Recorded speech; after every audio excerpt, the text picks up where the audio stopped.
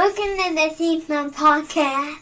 Welcome, everyone, to the Snobs podcast. It is Tuesday night, and I feel all right, especially with that lighting behind my my counterpart for this evening, Mr. Roy Rogers. How are you today, sir? I'm doing okay. I appreciate you being back. You're filling in the space. Paul is still at it, kicking butt. We love him. So take care of yourself, Paul, out there, and be good, and we'll see you as soon as we can. But Joe, thank you so much for filling the spot and hanging out and just joining in the fun, because that's what this is. This is like a kumbaya moment. Nothing stressful in here. Nope, nothing at all.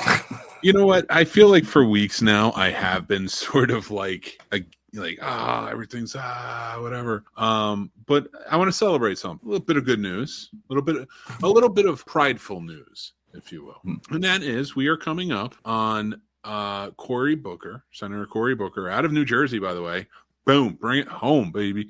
Out of New Jersey, has been marathon speeching on the, because it's not really a filibuster. It's not really like trying to sway legislation or anything. But so he's been marathon speeching, I guess it's called, for 24 hours. Now it's over 24 hours, 2 minutes. And the record is held by Strom Thurgood in, I don't know what year, but it was against the Civil Rights Act. I mean, it's kind of a dick move within itself. But so Cory Booker is going to beat him in just a short time. And that's going to be pretty interesting. And this man has been saying a lot. He's been on his feet, no bathroom breaks. Nothing. Can't like eat anything if you didn't have it up there or whatever. Good on him. Hope he gets some rest for the next few days.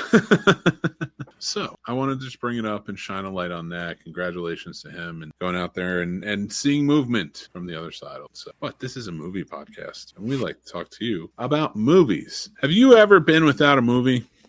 We've been there. Joe, that's your line. You got to take that one. Have I ever been without a movie? Nah, you son of a gun. He never knows his lines. I'm messing around with you. I don't know that one. I'm sorry. No, I'm having some fun tonight. I'm enjoying myself. I'm excited. I want to see if this happens. You know, I got the live feed going on right now. And I'm excited to talk about tonight's topics. It's April Fool. So is it though? I think this might be the first time the show has ever fallen on April Fool's, and I'm excited for that. Cool. You know, Joe, what if I told you I died? And you're talking to my spirit. April Fools, it's me. Okay, all right. I got you. The problem with us is we have a deadpan humor, or we'll just quote random stuff, and it makes no sense. Like nobody outside, and it's so like I was talking to my wife earlier about like it's nice being able to talk to Joe about stuff and kind of like I don't know, sometimes get back into like film set talk. And that in the past few weeks, like we've been doing that, and that's why it got me like onto tonight's like sort of topic, semi-topic. Which I was just like, you know what that's like because she's a veteran, so I was like, so if you talk to other veterans, like stuff, that only veterans know. So that's like us, but with film stuff. So say something filmy. Go ahead. Action. I was just thinking of our old friend. Who used to, he would say, roll camera, speed. It's like, wait, no, you don't say that. The sound guy says that. You don't say that. Every time. And again, like this is more of that stuff where it's just like nobody's gonna understand our humor. I'm sorry, that's just the way we are. Joe and I go back a very long way. And oh my god, I think we go back pre-Facebook. Yeah, early when you still have to have a college email address to get a face profile. Yeah, that's true. But most of our work was done on what do you call it? On MySpace. Blast from the past. Can we go back to that? Can that be the tech bros that we're dealing with today? Where's Tom? Tom was my friend. He was my friend too. He was everybody's friend. He was Tom everybody's for president. Oh, MySpace. It was a good one. I don't even I had a MySpace account. Did they just close? It got bought by CBS, I believe. That's the weirdest take. And then it got turned into like something akin to like Bandcamp, where it was like so bands could, because bands were like really using it on MySpace. Oh, okay. For their bands, and so they kind of leaned into that, and it became this space for bands to promote themselves. And then it's like, oh, who'd have thought if you limit the scope of what your social media site does, nobody would want to be on it anymore. Dude, do you remember the conversations we had on the back porch? Oh yeah. Remember we talked about streaming before? Like, I think there was like me, you, and I think it was, I forget who else it was, but like we were like, no, it's all gonna go to online, like in streaming, and be able to watch it on TV. And like everybody else, like, no way, man, they're never gonna get rid of theaters, right? Yeah, I mean, I still am kind of surprised that it has the pandemic had a big effect on of course, people changing up their habits. And when a lot of people found out that you could have much cheaper experience watching a movie at home in your living room, and you can pause the movie to go take a crap, then people were, it's still kind of a fun thing to go out. But like, I don't even want to go out unless it's to like one of those theaters that serves food and stuff. Like we have Flicks Brew House. Oh, you got to go all in if you're going to a theater. Yeah, I mean, like if I'm gonna be dropping a C-note on a that's family fair. outing, might as well like a nice ass burger. I miss those old car mics though, where there was like, you can go $5 movie night. Oh yeah. And of course, like, I get why that doesn't work anymore, but you know what I mean? But it's hard for upkeep when you're massively underselling yourself every week. Mm-hmm. But like, I miss those old theaters, man. They were still worth it going to see movies in them, even though like ceiling tile was falling down sometimes. During the movie. During the movies. Like, oh, what just happened? I remember I walked into one. I think I brought a date. And I go in, and like one section in the center, right, is like has plastic over it, and there's clearly pieces from the ceiling laying on top of that plastic. And we walk in, and I forget what she said, but I was just like, I mean, I kind of want to see this. Like, so there's not much I cared about in terms of the movies. But like, I like those theaters. They were a lot of fun. They were cheap. I gotta say, this is just for me personally. One of the reasons I stopped going to movie theaters a long time ago is they were so freezing. It was always freezing in the movie theaters because they were always like, it was like they're climate controlled for having 100 or 200 people inside the place. Oh, you are such a baby about the cold. Put on a hoodie. But it was like if you went at a later showing, where it wasn't as crowded, it was freezing in there. And we lived in California. I wore shorts all the time. You always close the window too early. It was so hot. You're always so cold about everything. Yeah, I know, because it was like, cold. You gotta start moving. It's getting in blood out. They used to, dude, it would be like 100 degrees outside, dead heat, dry ass heat in Los Angeles, and there you are, and like just the windows open. I'm getting that cross breeze finally. It's like God was finally like, all right, we're gonna part the smog and we're gonna allow some wind to kind of fit through, and it would come through, and that's when Joe would be like, too cold. Okay, close the window. Just like, the sun went down, it got cold. It was California. When the sun goes down, it's still hot as hell. You did that in Florida. Florida at least was humid. Yeah. I like the humidity. I don't know how you did it. You always wore that hoodie. I was like, dude, I would go into class and it would be -40. It would just be freezing in there all the time. Full Sail. Listen, for anybody who wants to go to film school, if you decide to go to Full Sail, bundle up, but then bring a bag because you're gonna have to shed all of that. Because the second you go outside, you look like Indiana Jones at the end of Temple of Doom. Dude, the humidity was a nightmare. Mm-hmm. Make good choices, Florida. So I can still say that. Oh my God, man. I gotta tell you, that still drives me crazy. Every time my wife will like turn off the air or close the window, I like think back and I'm like, Joe. Never wanted to turn you. I was a little hungry. I thought about bringing some chips. Mike hates the crunching sound. Apparently, that's a pretty common thing. I'm really irritated by the sound of other people crunching. I have to have something on while my family is chewing. There has to be something to drown out. So I You can't just sit at dinner here. When I make dinner, it's very soft. The dinner is very Nothing milkshakes. with crunches in it. When they eat cereal in the morning, I have to have something on. I have to put something on, and like I have to turn it up. And if I don't get to turn something on before they go, I'm just like, oh my god, why are you so loud? Probably normal level of humanity. I had a temporary roommate once, and we used to watch movies every night because it was just part of his routine. He was just watching a movie every night, and so I was like, all right, everybody goes to sleep, and I'd hang out with him. But part of his routine was he would get dinner, like he'd be out doing his errands and stuff. He'd bring himself home dinner, and then he'd eat it while he was watching the movie. And you'd think, like, I got my bad ear, my one bad ear, and it was pointed toward him, but I could always hear that. Yep, it's the worst. It's the worst. Especially when you're watching a movie, that does the loud, quiet, and it's like, oh, it's a quiet scene. Now I have to listen to him chew. It's not like I'm fearful of any of this stuff. It's not like I'm scared of it. It's just that I'm annoyed. Like it's just immediately annoyed. And like I have worked on my temper about it.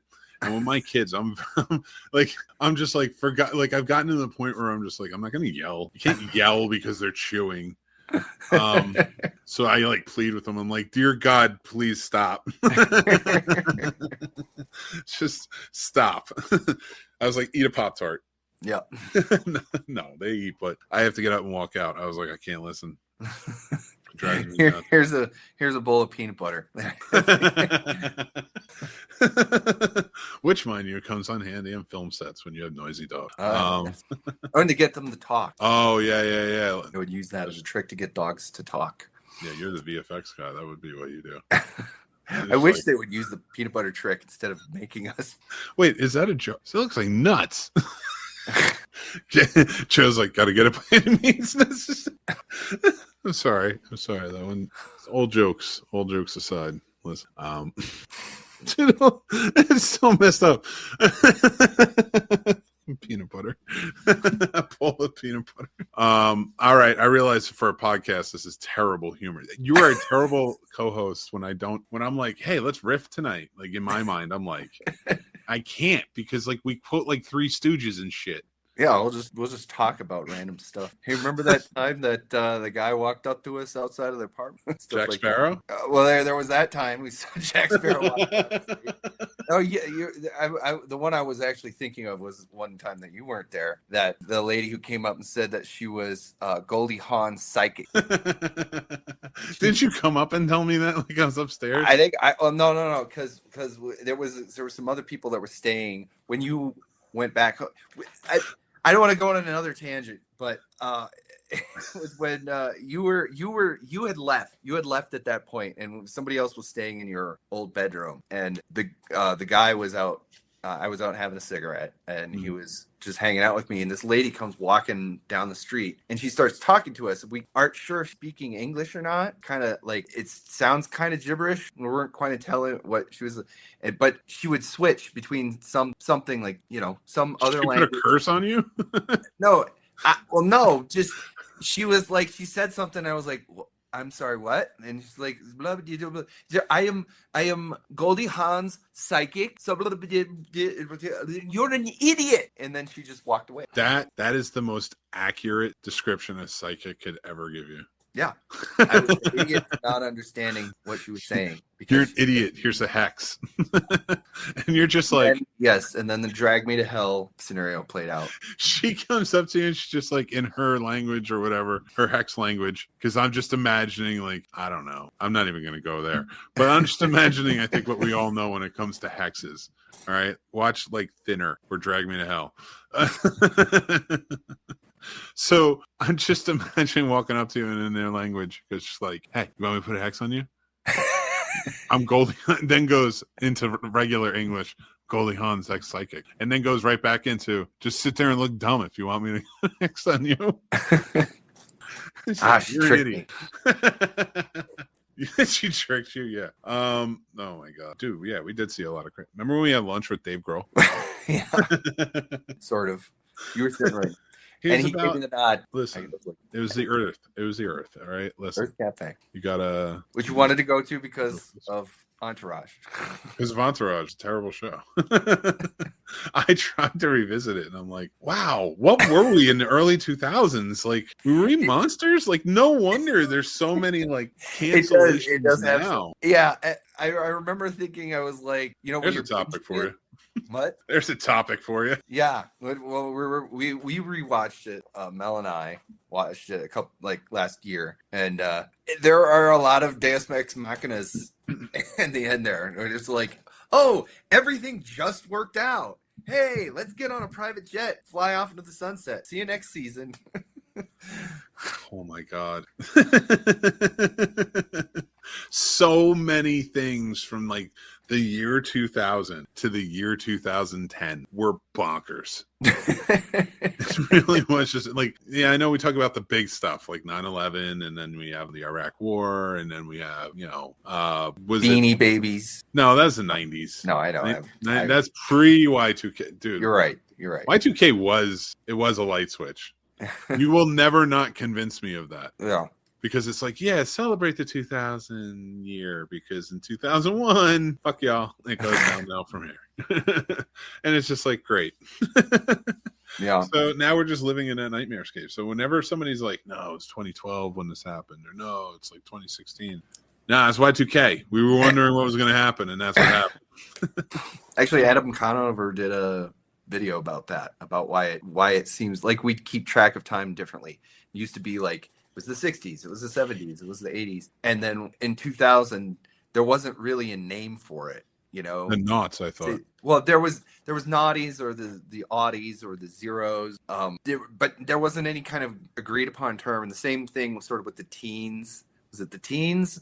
Would you call it the teens? But it's like, we don't call it the 20s. We're in the middle of the 20s now, but we don't call it the 20s. No.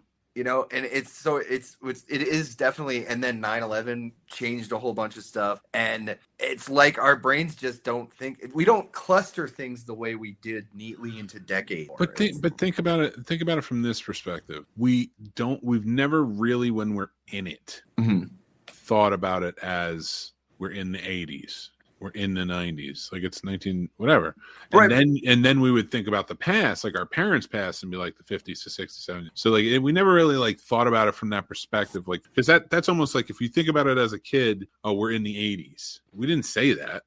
Sure. That's nomenclature now. The first few years of the 80s looked like the 70s, and the first few years of the 90s looked like the 80s. You know, they didn't. It wasn't like suddenly we were in a new decade and everything changed. Like when you go back, you watch videos of 9/11, you see a video of like cameras on the street, and you look at the clothes that people were wearing, and they look like they're from the 90s, you know, even though it's now, then it was the 2001, but. Well, everything blends. That's what I mean. Yeah. Like, that's why when you're in it, you don't think in those terms, but you do about the past. So like, we think about that, but when it comes to the 2000s, again, going back to the light switch Y2K theory, where somebody rebooted, and it rebooted improperly, as I like to put it. You don't think about, you can't really think about it in that sense, because it's since 2001, something, not even 2000. We had the election, the recount, everything. Like that's just overshadowed by the fact that 9/11 happened, and then we went to war, and then like again, what happened? It was the recession, the bubble, housing bubble. You know, and then we went into recession, Occupy Wall Street, then we're into this, then we're into Trump 1, and then we're into Biden, then we're into Trump 2. So can we just call this time the Dark Ages? Like, probably will get referred to in retrospect.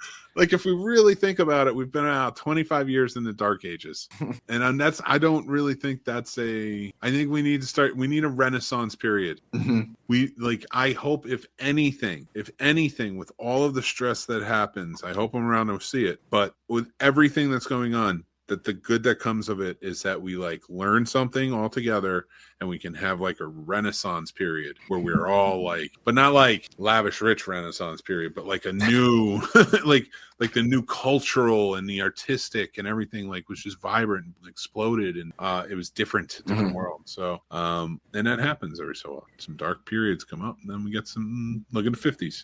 Yeah. So look at the 80s. But I want it for longer. Yeah. Let's like let's make it last like 4. Like that's another thing. That's another thing about time. That's right. Oh, think about this. So yeah, we think about history, like recent history, like 56, and then when we say turn of the century, we still mean the 1800s and the 1900s. You know what I mean? And then like we describe everything for the last 25 years by era, much like we did way back in the day with like the Renaissance and stuff. Because the Renaissance was like 500 years, some shit like that, and I'm probably underselling it by a lot. Actually, that just reminds me of I watched something on YouTube that I think I watched. It was maybe I don't remember what it was, but something was related to Inception. And it was like last year, watched it. I saw a comment that said like, "Oh my God, this movie is 12 years old." And I looked at the comment and I'm like, "Oh God, this comment was from 12 years ago. This comment is as old. The movie was as old when this comment was made as this comment is now." Jesus. It made me like, I was like, "Oh wow, like we're." Oh wait, 14. Sorry, 14. I did the math in my head wrong. Not 12. It was 7 years. It was 7 years, but yes. Like they made the comment in like 27 and it was 2024 and it was 7 years difference between the two. And it was like, just one of those made you feel old kind of moments. Like, oh God, this movie's 14 years old. You're the worst at this. You're making me feel older every time you talk. God, and I'm older than you already. You know what? In just a couple more years, I'm going to be as old as Patrick Stewart was at the start of Star Trek Next Generation. Wesley Crusher, Will Wheaton, who you've talked to, you've had on your program Yes, before. He was a great guy to interview. And he's now older than Patrick Stewart was at the start of Star Trek. I think that one meme where it really screwed me up was once Cobra Kai came out and they were like, Ralph Macchio is now the same age as Mr. Miyagi was. And then it was like 5 years. And now he's like 10 or 15 years older since that meme started. And it's like, ow. I feel like he should still be here. Like, I don't know. No, but it was just wild. Time, dude.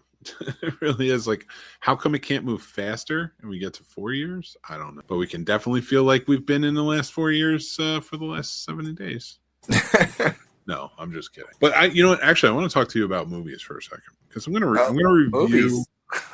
Yeah, movies. It's not a movie podcast. Not the sullen podcast. I'm trying to pick myself back up. All right. You didn't strum the guitar, so I'm not like. Actually, you strumming the guitar almost sort of would work because of the one movie that I'm going to be reviewing tonight. Okay. Oh shit! I think I pulled something. I think I broke something, and it was funny. So anyway, I kicked my foot out, and then I want to make sure I didn't like ruin anything. Can you still hear me? Yes. All right, live, everybody. You'd think I'm an amateur, and I am tonight because I'm just sort of coasting and enjoying. We've been hanging out. We were having some laughs earlier before the show. And now, so I want to talk about a couple of movies. Well, first off, I finished Adolescence. I did tell you I wanted to talk to you about that. Amazing show. I'm not going to go on the same like tear I did last week because like we kind of really went into like that. But it was just I didn't watch the last episode, but that I have since then. And the final episode is about the family, the kid who killed the little girl, his family, and just how like a year later how their lives are still affected by it, and just like sort of like what it does to people and where it comes from. But man, as a father, I don't know how I'm going to say this. It had this. I can think about. We should do this for a top 5 at some point. But like finales, this might be one of like a finale that just completely floored. Like, I don't want to give away too much, but like the final line is, "I should have done better," and it was the father saying it, and it's like it just hits you like a gut punch. So like I think everybody should watch the show. Like I've been having some debates with some people about it online, and a lot of times it's like, man, yeah, you missed the point quite a bit because you're like quite obviously arguing for the thing that they're talking about, and you don't even realize that you are one of them. It's ironic, really, don't you think? But I wasn't gonna say it. I can't every time I have to say it. So no, but like thinking about that and like having some debates with people where I was like, I think they should show this in school. I think kids of a certain age should watch this because it is, and like not just boys, like girls too. Like it's it's an empowering sort of thing, like to watch this. I think parents should watch this too to become more aware of a lot of stuff. And I don't know why that's a bad thing. Some people think it is. It's so wild to me, but I just really do. I think this is a brilliant show. Now, on the other hand, I've also been watching season 3 of The White Lotus. Another very good character study. But I'm going to tell you, I don't know what's going to happen on this show. I guess every season, I haven't watched first 2 seasons, so I guess every season it kicks off with like either death or something big's happening, but it's vague. You don't really know what's going on. Well, this season started with what seemed like a mass shooting at the White Lotus in Thailand, and then you go like you fast forward, or you rewind back to when all these like different people came to this resort. And it's like their 7 days or 8 days or whatever vacation there, and you just follow them throughout their vacation. And there's a lot of different mysterious things that happen, things that play. Like there's a lot of like relationship building and stuff like that. It's a really interesting character study, and I like a lot of the actors that were on this season. They always have an ensemble cast, and I was like interested to see them this season. So I've been checking it out. All right, a wild show, man. HBO is I don't know what they're doing anymore. I don't know what HBO's tone is, because you got so many odd things going on at once. Like right now, just my rotation of whatever's on HBO or Max is I watch John Oliver, of course, which seems like not a fit for HBO. You know what I mean? Like Bill Maher seems their speed, where he thinks he's left leaning. You're kind of like, all right, bud. You're like, we got you. You're like a Republican with like some liberal views. Like you like to smoke pot. You're basically Joe Rogan. You're an old Joe Rogan. Honestly, you're less interested in Joe Rogan with an HBO show. Breaking more stuff. Now we can't hear you. Am I going to have to fill your dead air? Yeah, you're still. Hello? There you go.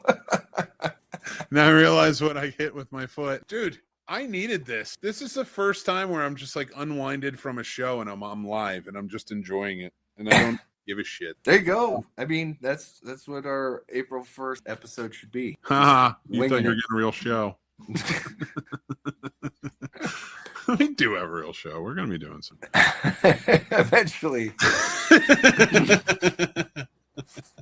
I don't know. I just been having fun. I just, what I think I needed? Like, there's been so much lately. And not just like out in the world, at home too. Like, been doing a lot of stuff at home. And it's like what else? And then like getting ready to do the show, I was like, I got nothing. I was like, I haven't thought of a topic. I was like, I thought of the top 5, like, and I have my reviews all set up and stuff and ready to go. But I, like, just like for the show, it's like, I think I just kind of needed like a relaxing, like feel free, like topic-y, I don't give a shit what people think show. It feels good. Yeah. It does. So thank you, Joe. Hey, Jasper, what comes after 75? 76. That's the spirit. And welcome to our top 5 countdown of movie pranks. And here's where it gets a little more structured. If you guys love gibberish, go back and hang out the rest of the podcast. But welcome to top 5 countdown movie pranks. So now I've told you can put whatever parameter you want on your lists, right? But for you, what was it like? Did you put a parameter like where it was like pranks on movie sets, or I don't know. I thought of a couple that just came to mind, and I didn't really formally write down in any order or anything like that. All right, let's start number 5 then. You want to go with your 5, or you want to save them for your top 3? I don't have 5. I was just gonna have random things. I know what I'm gonna say, and I know what you're gonna think. You're gonna be like, "Why didn't I think of this movie?" It probably would have been everyone from this movie, and that is the dead hooker from Dirty Work. If you have not seen Dirty Work, you are doing yourself a disservice, because Dirty Work is one of the funniest movies, and Norm Macdonald is a comedic genius. Oh my God, man. Everything about that movie is just so hilarious. And every prank that he pulls in that is just, it tops like the next. And the dead hooker in the trunk prank with the guy trying to sell the cars in the live commercial was perfect. If you have not seen it, go see Dirty Work. All right, let's go to number 4. Joe didn't come prepared. Mine is from Super Troopers. It's the high speed car chase. It's like, you boys want to go to Mexico? You boys like Mexico? The whole thing from beginning to end is perfect. Like, just I love that whole prank. So that's number 4. Oh, and if you haven't checked out Super Troopers, you're doing yourself a disservice. It's comedy gold. Mm-hmm. Number 3, and this is where Joe can start because he finally did something. Would you write him down on a matchbox? I didn't write it down. You son of a gun. Well, I'm gonna let you go first. Is it? I mean, is it the same one? The candy bar in the pool? That's the one I was thinking of. No, I'm just letting you go. Caddyshack? Is that the only one you have? That was the one. That was the first thing that I thought of. I remember we talked about it a little bit. I didn't Talking want you to about like, do you want pranks on set or what? You know, like I didn't put any more thought into it. Your parameter. All right. Well, I mean that's cute. It's all right. It's a cute one. Good job, Joe. It was okay. So my number 3 is when they kidnap Nita Meyer's horse in Animal House and it dies because they've given him a heart attack. I love that scene so much when they scare it and has the heart. I don't. Well, listen, if you haven't seen Animal House, then you don't understand. You just don't understand the good comment, and you should because it's amazing. But that whole sequence, everything. Was just fantastic. That whole like kidnapping the horse. Oh, wait, we did your number 3. What's your number 2, sir? I mean, another one that I thought of was when it was behind the scenes. It's an outtake. It's in the movie because it's during the credits. Liar, liar. When she says overactor to his face. That's the case of a prank that was actually pulled on set. Did you ever see Fire Marshal Bill in it? Oh yeah, when he's in the background. When he's in the background at the airport. Like, how did he do it? Because they just like wheeled him off the camera, and then like... and the fact that I never noticed it. I when somebody pointed it out, I'm like, how did I never notice this? It's right there too. Yeah. It's so prominent, and I loved it. And I can't believe it took until like YouTube existed for me to find that out. We just weren't paying attention. We were just like trying to engulf ourselves or engorge ourselves in gold. Engulge. I make up another word. Oh, dude, I'm feeling very diuretic. Feeling very engulfed right now. If you diuretic and it all gets out, you get hungry, so you gotta eat. So what you do is put a trough on, and it's. You know, you too much, and you engorgulate yourself. So another inside joke from the podcast, like I sometimes used to just make up words and then slip them into what was it? So I would just like make up a word and slip it into casual conversation like it exists. I mean, there were several of them, like politicians. There's so many.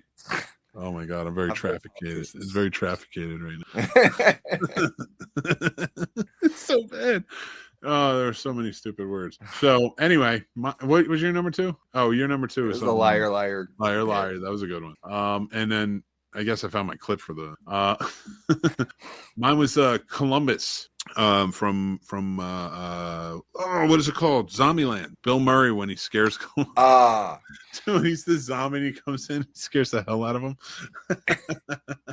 And it was a fun little prank on the audience too. Because I'm not gonna ruin that one. You people go watch that. That's a good one. So I like Zombieland. But all right, what is your lame ass number 1? My lame ass number 1 that again, random things I thought of was the Back to the Future when they gave Michael J. Fox a bottle that actually had liquor in it. Yeah, like, he was supposed to. It was prop, you know, and he was supposed to take a swig of the liquor. He's like, then he does the spit take, but it actually had liquor. It had real liquor in it, and he realized, like, oh, and then he takes a drink. You know?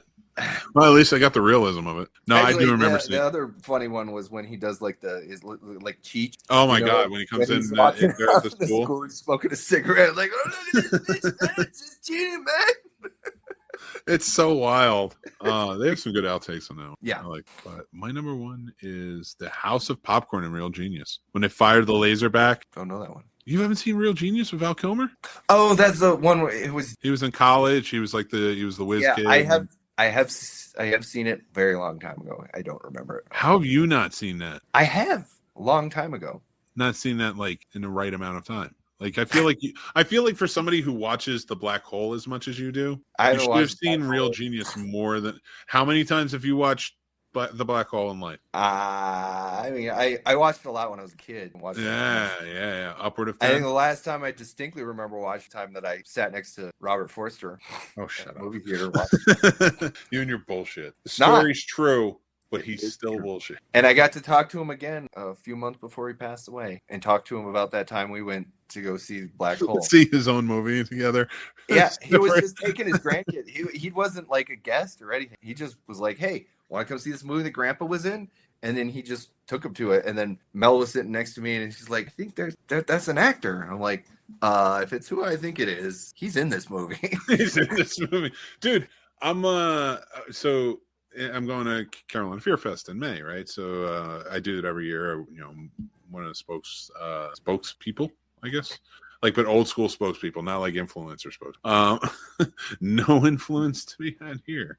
So, no, but anyway, I am going to be there, and Malcolm McDowell's. So I'm going to try and be like, remember that guy who was your personal assistant, 2008 at the Florida Film Festival. You remember him? Do you? And he's, I don't. Oh, he was me. And then he starts beating you. Oh, 100% with a cane while whistling. Oh my God. I mean, that's fine by me as long as it's not Caligula, am I right? Oh wait, I'm getting my movies wrong. It's all of them. It's everything he's in. And then he starts like trying to destroy the sun so that he can get back to the Nexus. Oh my God, yeah. I always forget about Generation. I like them in it. No, I don't forget about Generation. I sometimes forget he was in it. It's an oversight. Leave me alone. Well, he was on Community too. You could ask him about his. Oh yeah, he was on. Hey, what was it like working with Abed? I know exactly. You know what I'm talking about. Yes, I do. Anyway, what was it like working with Anna Paquin? Do that. That's our top 5 countdown of movie price. It's like one inside joke after the other, and I can't handle it. This is the Scene Snobs Reviews, and I'm talking about A Working Man starring Jason Statham. And am I ever talking about A Working Man with Jason Statham? This is the much anticipated follow-up movie to The Beekeeper from last year. You can go back and check out my review on that. Oh God, how many of these are and this one's like somehow worse. This one's somehow like worse than The Beekeeper, which was like when I watched it, I was like, it's kind of funny at least. Like there was a lot of bee puns in it, like bee specific, like with the shit like that, like because he was a beekeeper. I'm not kidding. Like he was okay. So what is this movie? I can't believe I have to explain the first to get to understand the absurdity. So because I can understand the influence. David Ayer directed The Beekeeper, but it was written by another guy. I can't remember his name. I'm sorry at the moment. Kurt something I want to say, but I'm sorry if I did look it up, but I just don't have it at the moment. I'm sorry. So, and David Ayer, he's like the one who wrote and directed The Suicide Squad and a few others. He's got a good eye. I do not think he writes good stories. But as a director though, I was like, he's got a good eye for action, stuff like that. I like his action sequences. It's just the stories are out there. So, with that being said, I think that's why I like The Beekeeper. And when I say I'm being like, it was fun. Like I'm never going to watch it. That should be the distinction right now is when I say I liked it enough to be like, I might even like it more because I saw this movie. So that says something. So now to let me review the movie I've come here to review after my tangent about last year's debacle with Jason. David Ayer's back with this one, A Working Man. And he co-wrote it with Sylvester Stallone. And let me tell you, if you're wondering, hey, is this movie like The Beekeeper? It seems like it when you watch commercials. I have to say, no, it's not. It's not like The Beekeeper because Sylvester Stallone definitely got his hands on this script. And he Sylvester Stallone'd it. So, that works. It worked almost a little too well. Yeah, he definitely Stallone this, and I thought, okay, I don't know what to think because there were like Viking bikers in this. I wish there was like drug kingpin Jesus, again, not an exaggeration. There were like two separate Russian mob bosses. One was a maniac, I guess, who had a lot of maniac kids, and the other one was like his brother. And again, and I don't know if Stallone got the memo, but the Russians, I guess, are the good guys now, as per his friends. So I'm not 100% sure what we're doing here. It just like, so basically Statham plays the same exact character he plays in almost everything now since The Transporter. Like, this man was in Lock, Stock, and he was in Snatch, and I know he's been in other good movies too, some, but like, why does he Liam Neeson himself? I get Liam Neeson, he got taken at like 57. What else was he gonna do? He rode the train as hard as he could. Good for him. Like at 57, but Statham, you still look like you're 27, and you're already in a couple of franchises that already calls for you to be this badass hero. Can't you do anything else? Why does it have to be everything is sort of like The Transporter, where, yeah, okay, and it's on the nose too. Like when I say the beekeeper, he was a beekeeper. Like, listen, I'm not kidding. When I say a working man, clearly he's a construction worker. And he is. He's like a foreman on a construction site, but he's ultra badass military. But just like in The Beekeeper, he was ultra badass CIA beekeepers. They always like saved the hive or whatever it was, and like now he's retired and became a beekeeper. So I wish I would. And like, what bothers me too is you have a really good actor in Michael Pena in this movie, and he's in it for like 10 seconds. Like, seriously, like, I don't even know. It was like a cameo. He plays the dad of the girl who hires him, who works on his construction site, to go save his daughter, who was kidnapped by the Russian mob. I guess oligarchs. I don't know, but it's like the seedy underground. But they only traffic girls for one guy who's like maybe a serial killer. Okay. I know. But then, like, you have it's so bonkers, man. I'm trying to explain it, and that's the problem. If I can't really explain it that well, but basically, point A to point B, it's girl gets kidnapped, he gets hired to come get her. He's ultra badass military and does it. You know, that's it. It's The Transporter every time. You know, like he's just one of. You know, it's like the beginning is like this whole like again. Why is everything so pro-America, right? America.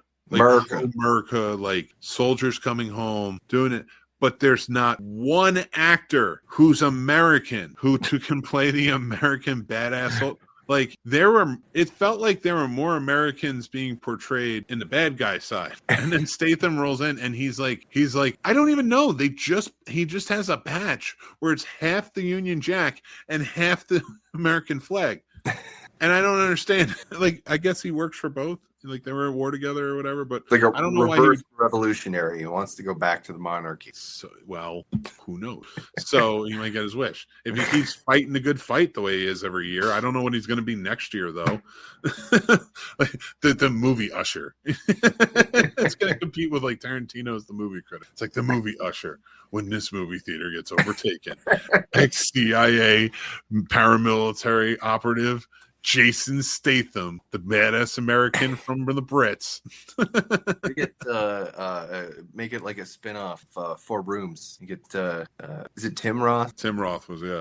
He could be the bellhop and he could be the usher, and they'll buddy up. I can't joke while I'm doing it.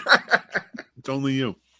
So no, it honestly, like A Working Man was just kind of dull. It wasn't that great. The story wasn't that fun. And at one point, one last thing, and then I'm leaving. Then I gave it a 1 out of 5. This is the last thing I'm going to say, because God, like God damn, is this what we're doomed to? Like, is this the entertainment we're going to get from now on?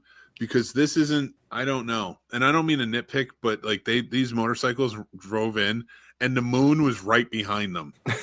giant as hell. Like I'm talking about, like they drove in and like it was such a set. It wasn't even like it was such a built set. It wasn't even like green screen. It was so wild. Anyway, I had to rant about that. But that's a working man. It makes no sense.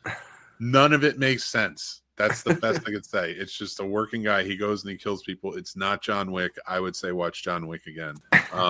Actually, don't watch this. Watch Love Hurts. Or if you want, I mean, if you want to watch a working man, go right ahead. I don't care. But like if you're like a thinking man, you might you might want to go towards something maybe a little more fun. And I'm gonna say don't, and I was kidding. Play on words. Wordplay, Jack Donaghy. But I love that show. You're gonna open a whole new set of floodgate with the 30 Rock.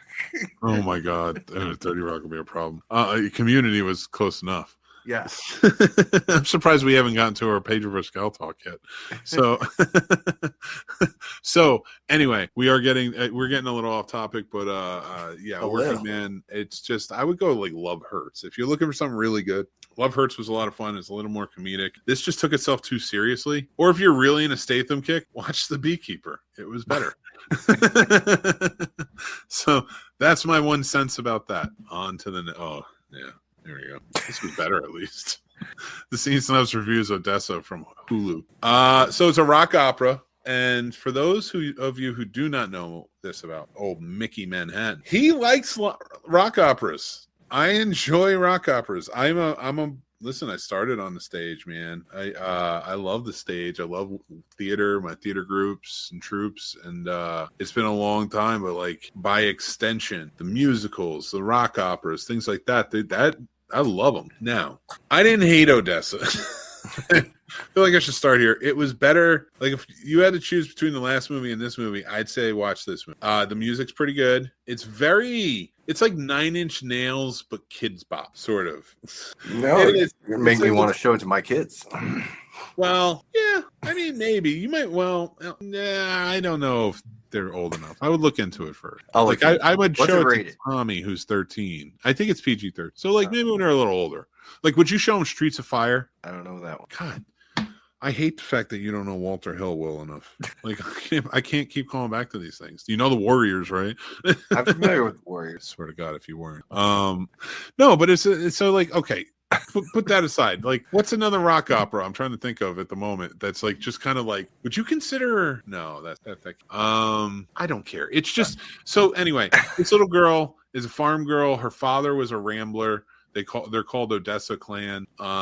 He plays guitar and he's destined to be like the guitarist that saves the world. It's like a different, and I like this actually. I like that it was like a different world. Like they didn't try to build off us and say it's the future. It's like a different world. I like the like world building they did in this, and to take the review a little more seriously because it is a wild movie with good music.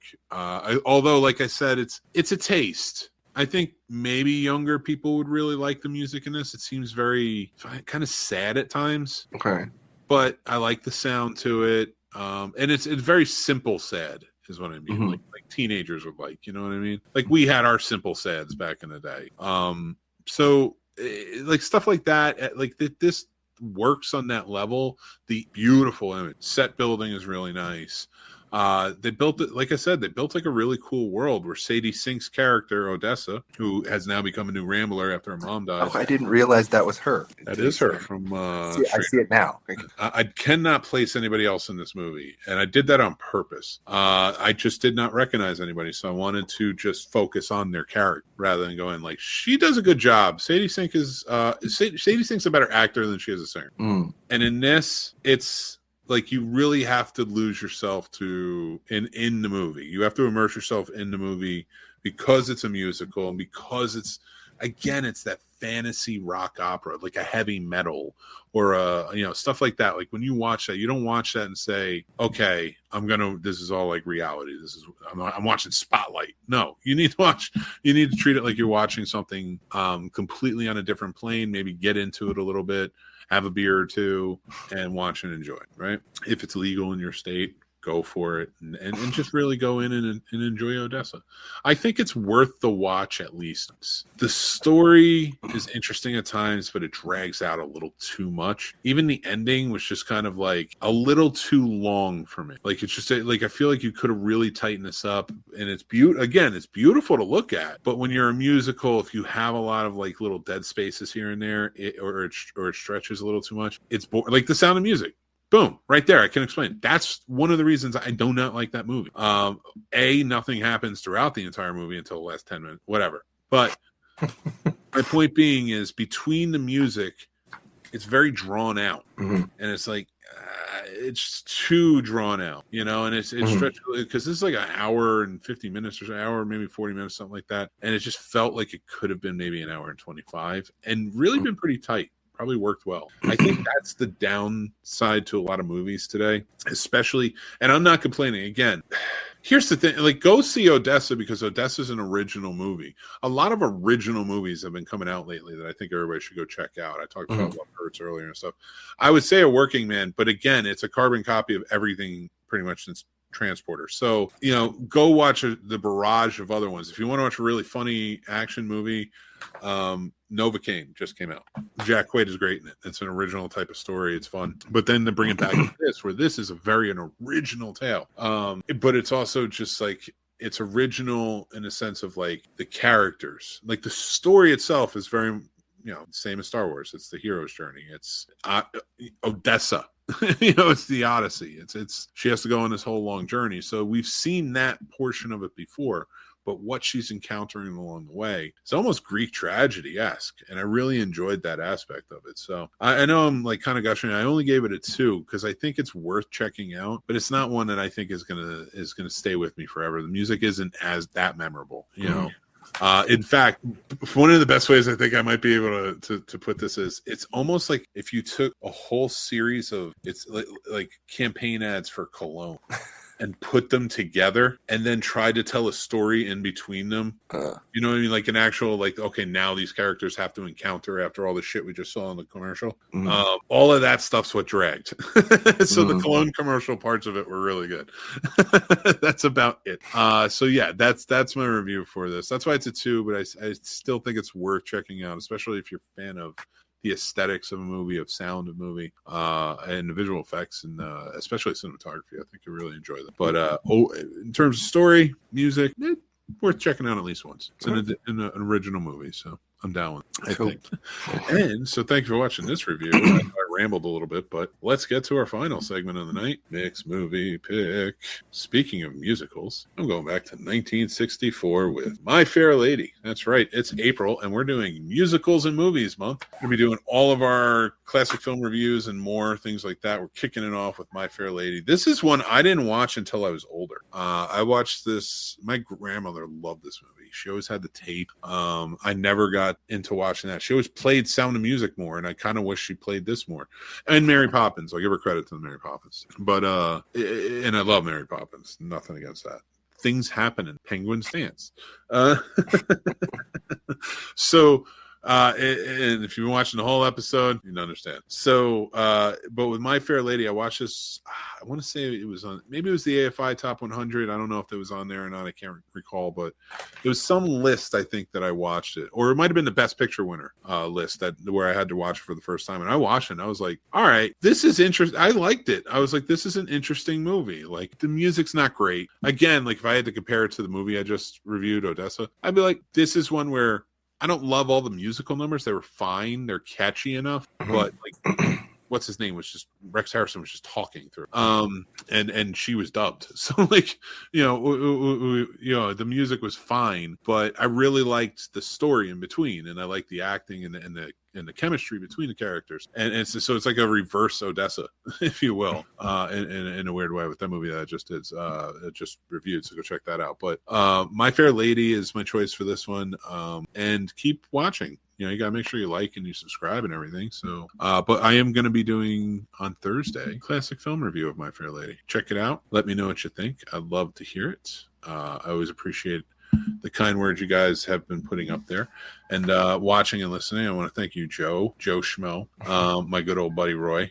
So we are just we're chugging along. I think we're going to be hanging out a little bit more going down the line. You know, Joe, if you want to join in some more. So we're having a good time with it. We will be more prepared going forward, but I needed an episode of just like, okay, I'm going to enjoy myself. Me too. Did you? It's been so long. You got 3 out of 5. Not bad. Oh man. It has been a while because like I've always like tried to like have it not scripted because I like to leave it free form or whatever, but itinerary based, if you will. It's sort of that sort of script. But yeah, I don't know. I think I've just been going crazy lately. Me too. We're having some fun ones. So if anybody needs any Girl Scout cookies, hit me up. We could probably get you hooked up on that one. So make sure you let it. Just 2 dads peddling Girl Scout cookies. Yep. Where we go. They fell off the back of a truck. I'm the one saying it, and I have no Girl Scouts. So now I'm picturing us trying to sell them in parking lots, like pulling up in a van. Remember those guys? Back you want some caramel delights, formerly known as Samoas? Like, well, yeah, they would have like stereo equipment or VCRs or something, trying to sell them out of the back of a van. You remember those guys? Dude, if we had the trucks, oh my God, yeah, like in every 80s New York City movie where you looked at. No, I mean, dude, it happened in Florida when we were in college. You never encountered them? No, who? There were guys around the college who would pull up in gas stations and parking lots and stuff that would be like, "Hey guys, we got all these clearance stereo speakers." Oh yeah. And we're like, we're poor college students. We don't even have, even if it's super cheap, we don't have enough. Oh my God, dude! I'll never forget the time I went to it was a pawn shop it was in I think it was in Orlando. No, it was Winter Park. I want to say it was on Aloma. Okay.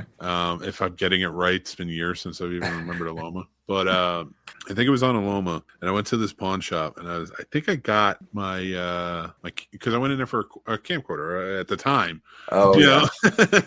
At the time, that long ago, to shoot some stuff with. I think it was I can't even remember what it was at the time, but it was a good one. And I got that, and then I was gonna get something. I was thinking I was gonna get a guitar, and like I go up and I put it down and stuff, and the guy's like, "Hey, want a gun?" like purchase? Yeah, I got them cheap, and I'm like, it's amazing. I love it, and that was many years ago. So I did not purchase said gun. I'll say that. But that happened. And that's still like, it was so wild to me. I think that was my Florida. Well, I was gonna say that was my Florida moment. I had a lot of Florida moments. We had a lot of Florida moments. There's no like, I got into a war with raccoons, and only people from Florida understand that. Only people from Florida, I think, understand that. Like, if you say, "Yeah, I got into a war with raccoons," and they know that shit's legit. Dude, remember we had the alligator on our school campus? Oh yeah, there was one that by my apartment that was dead, and there were vultures eating it. I don't know. With all of the nights I got hammered and wandered, I don't know how I'm alive. And I'm not talking about like, oh yeah, like anybody could have killed you or that. I'm talking about eaten by alligators.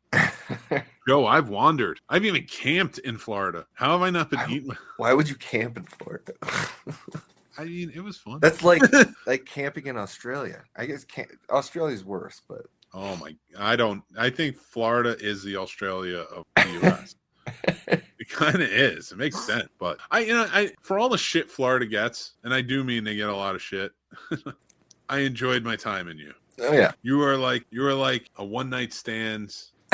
One night stands where both parties the next day were just like, all right, it was a good night together, but I don't want to know you anymore. Sounds about right. And then I was just died, and so no, that's what Florida was. It's like, I don't want to know you. Yeah, but I'm glad I did. This is good. We're gonna cut it off right here, and we're gonna move on to somewhere else. And again, like, listen, it's wild in Florida, wild times, and I'm not even saying that for anything like insane. Like, it wasn't like when we went, it wasn't like this insane like political state that it, like we seem to think. Well, I mean, I'm not saying it wasn't leaning in that way. Yeah, I mean, shit just hadn't got as crazy as it is now. yet. It was wild. It was a wild time in Florida. Yeah. Anyway, what happens in Florida stays in Florida, I guess. Nothing really happened in Florida though. It was just school. It was school all the freaking time. It's school and getting drunk. It was school and getting drunk on a back porch.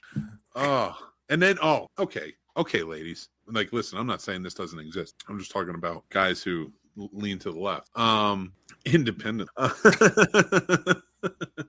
No, but like, what did we talk about on those back porch? I like to think like we made up bullshit. Like we were geeks. Mm-hmm.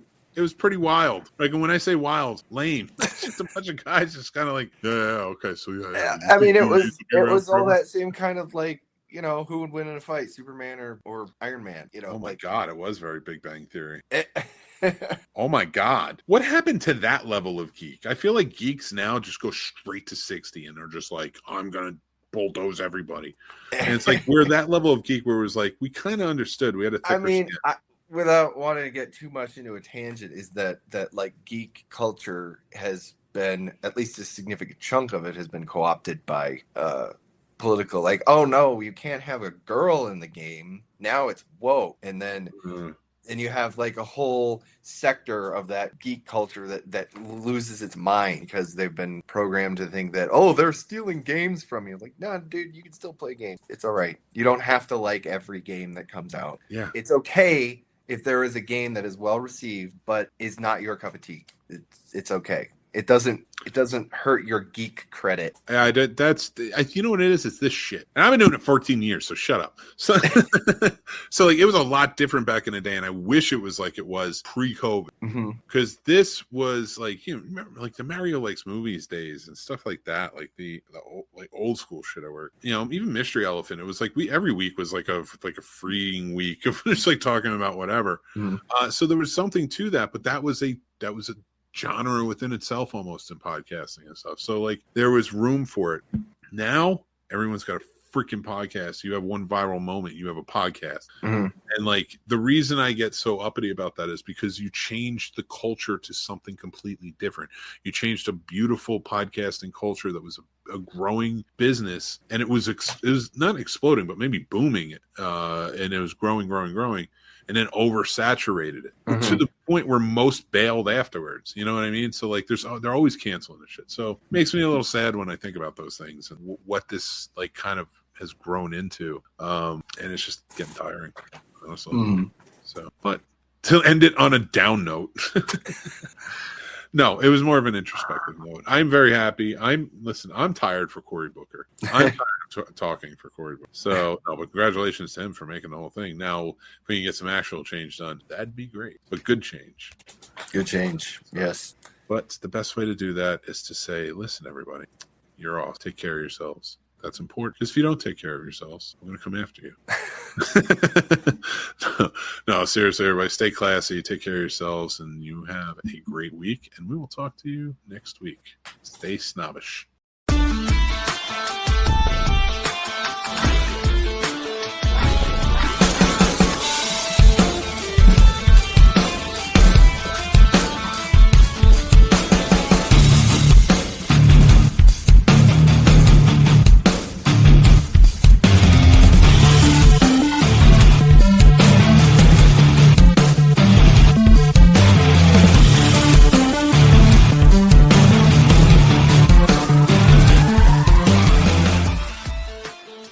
Snobbish. That was horrible.